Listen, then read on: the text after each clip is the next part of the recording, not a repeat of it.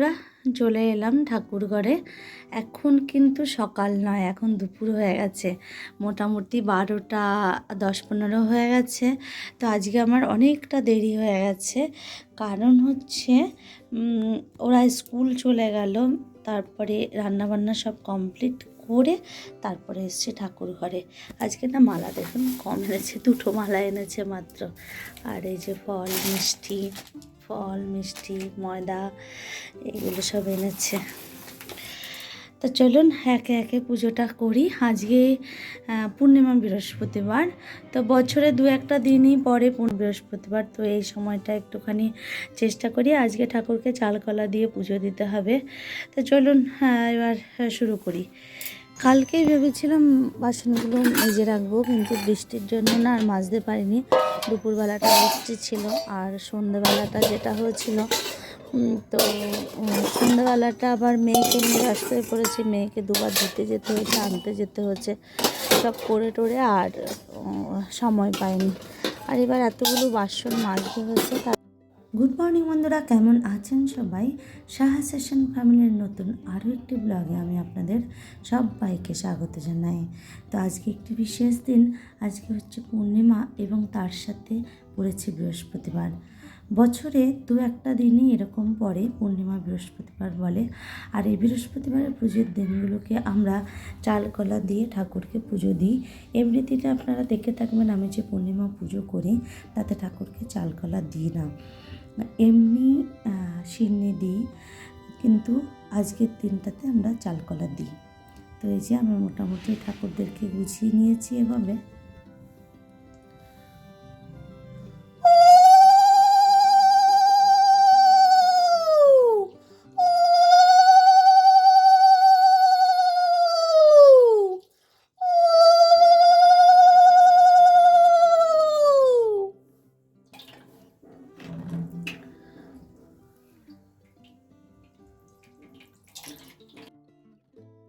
আর এখানে আমি এখন লক্ষ্মী ঠাকুরকে একটু অভিষেক করিয়ে নিয়েছি। আর শীত বলে আমি ভালো করে একটুখানি টাওয়েল দিয়ে ঠাকুরকে একটু ভালো করে মুছিয়ে দিচ্ছি, কিন্তু প্রথমটাতে একটুখানি আমি জড়িয়েই নিয়েছিলাম, যেমন বাচ্চাদেরকে আর কি নেয় সেইভাবেই। তো যাই হোক, ঠাকুরকে শাড়ি পরিয়ে দিয়েছি, এবার একটুখানি সাজিয়ে নিচ্ছি। মালাটাও পরিয়ে দিলাম, নিচেই মালাটা পরিয়ে দিয়েছি।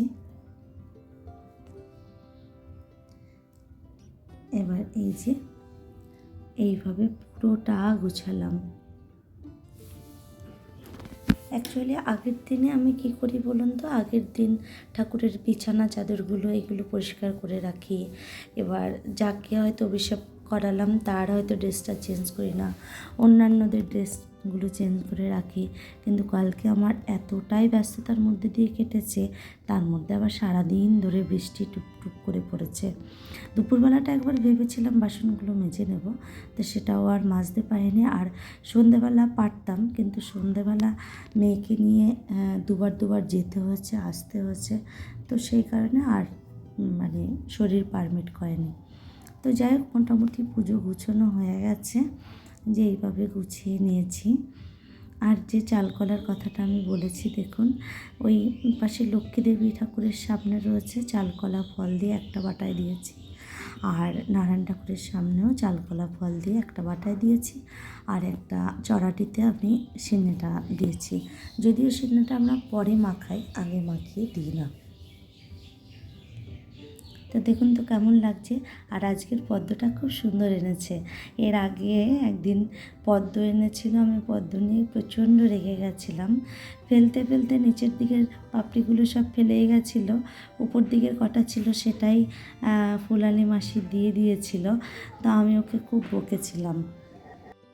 রোদের তেজটা এতটাই কম জানেন তো, ঘি মাখিয়ে পোলতেগুলোকে রেখেছিলাম বাইরে, কিন্তু ঘিটাও আর গলল না। তো অনেক কষ্ট করে আমি ওই ঘিয়ের মধ্যে কোনো রকমে একটুখানি পোলতেগুলো দিয়ে নিয়েছি, আর এইভাবে এখন জ্বালিয়ে নিচ্ছি। তো চলুন আরতিটা করে নিই।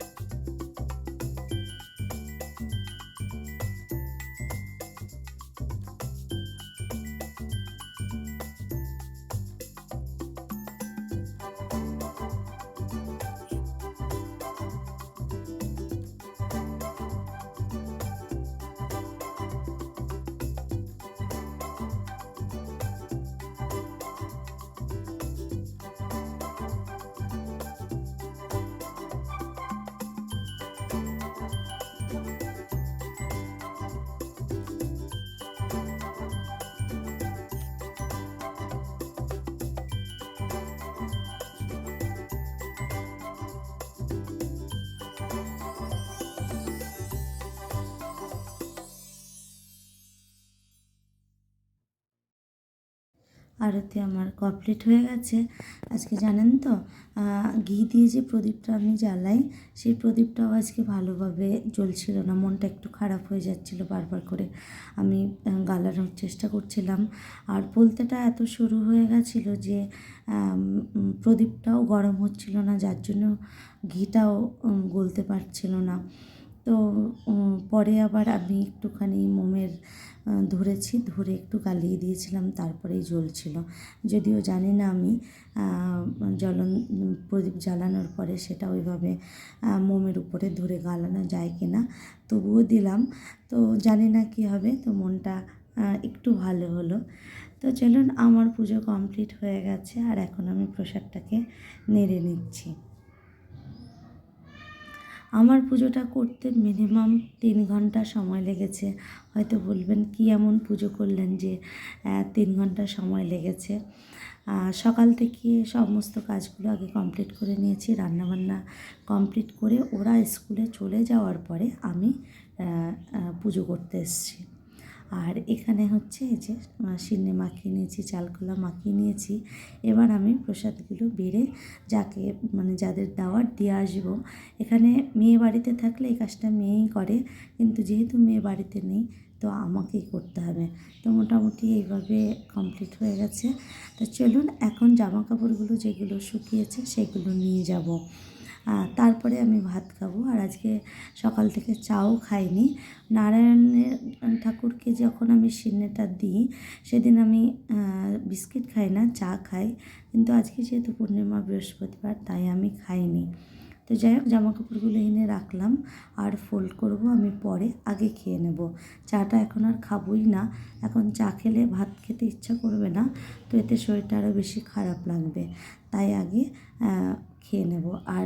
আর এখানে রান্না করেছি আমি বেতো শাকটা রান্না করলাম, বেগুন ভাজা, আর একটা কাঁচা লঙ্কা আর ফুলকপি দিয়ে ডাল। একদম সিম্পল রান্না। তার কারণ হচ্ছে ওর বাপির স্কুলে আজকে স্পোর্টস আছে, বাপি ওখানেই খাবে। আর মেয়ে স্কুল থেকে এসে খেতেও পারে, নাও খেতে পারে। সকালের যে রুটিটা করা রয়েছে, এসে হয়তো রুটিও খেয়ে নিতে পারে। তো আমি এখন খেয়ে নিচ্ছি। তো যাই হোক, ওর বাপি চলে এসছে স্কুল থেকে। আর আজকের বিশেষ ব্লগটা আমি এখানেই রাখছি। তো আমার ব্লগটা কেমন লাগলো অবশ্যই জানাবেন। আর আমার ব্লগটিকে ভালো লাগলে আমার চ্যানেলটাকে সাবস্ক্রাইব করে আমার পাশে থাকবেন। দেখা হবে নতুন ব্লগে, ততক্ষণের জন্য টাটা, বাই।